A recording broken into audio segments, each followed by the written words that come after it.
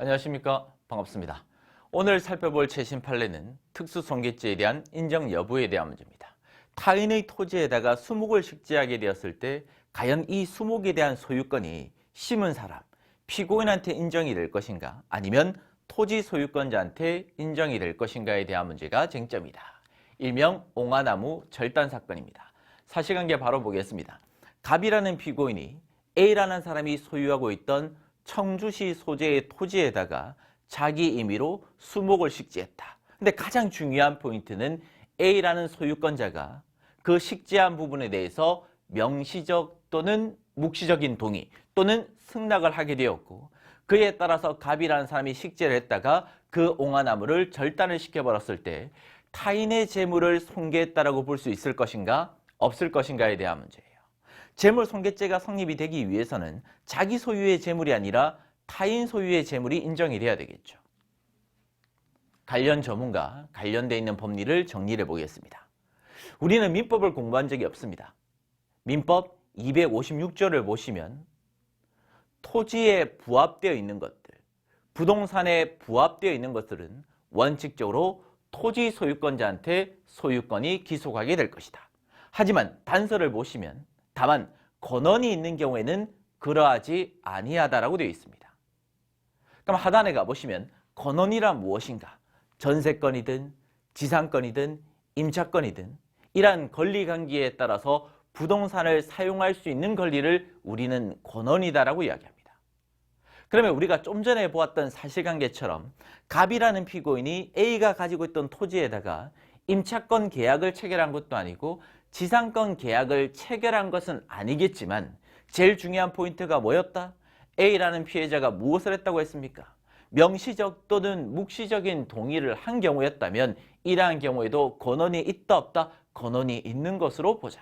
그러면 결국에는 이 사실관계에서 갑이라는 피고인은 토지 소유권자로부터 동의 등을 받았기 때문에 민법 260조 등에 따라서 권한을 가지고 있는 경우 없는 경우 권한을 가지고 있는 경우다. 그러면 소유권은 누구한테 있다고 봐야 됩니까? 다시 앞으로 돌아가 보시면 A라는 토지 소유권자한테 수목에 대한 소유권이 있는 것이 아니라 단서에 따라서 누구한테? 갑이라는 피고인한테 수목에 대한 소유권이 인정될 것이다. 그러면 갑이라는 피고인은 타인의 재물을 절단한 겁니까? 아니면 자기의 재물을 절단한 겁니까? 자기의 재물을 절단한 경우다라고 해석을 해야 되니 이러한 경우에는 재물손괴죄가 성립될 수 있는 경우다 없는 경우다? 없는 경우라고 봐야 되겠죠. 그러면 예상집은 풀어보겠습니다. 갑이라는 피고인이 옹화나무를 타인의 토지에다가 식재를 했는데 토지 소유권자가 무엇을 한 경우였다면 명시적 또는 묵시적인 동의, 승낙을 한 경우였다면 이러한 경우에는 권한이 있는 경우 없는 경우? 권한이 있는 경우다. 따라서 수목에 대한 소유권은 누구한테 있다? 갑이라는 피고인한테 있다라고 봐야 된다. 따라서 제일 끝에 줄 특수손괴죄는 성립될 수 있는 경우다 없는 경우다? 없는 경우다라고 봐야 되겠죠. 따라서 이 지문은 틀린 지문이 아니라 옳은 지문으로 체크를 하셔야 됩니다. 그러니까 마지막으로 우리가 지금까지 공부했던 기출법리, 기출지문과 지금 나왔던 최신 판례의 법리를 한꺼번에 정리를 해보겠습니다. 두 가지의 예시가 있습니다. 상단 예시가 있고 하단 예시가 있는데 상단 예시를 먼저 보시면 기출된 내용이죠. 갑이라는 피고인이 권한이 있는 상태, 없는 상태. 권한이 전혀 없어요.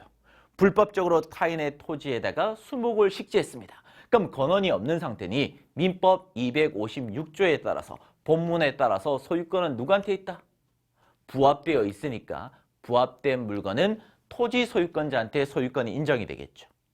그런데 갑이라는 피고인이 그 나무를 절단해버린다라면 재물손괴죄가 인정이 될 수 있을 거고 나무에서 열렸던 과실, 감이라든지 사과라든지 이러한 것들을 몰래 가져가 버리면 타인 소유가 인정이 될 것이고 절도죄가 성립될 수 있겠죠.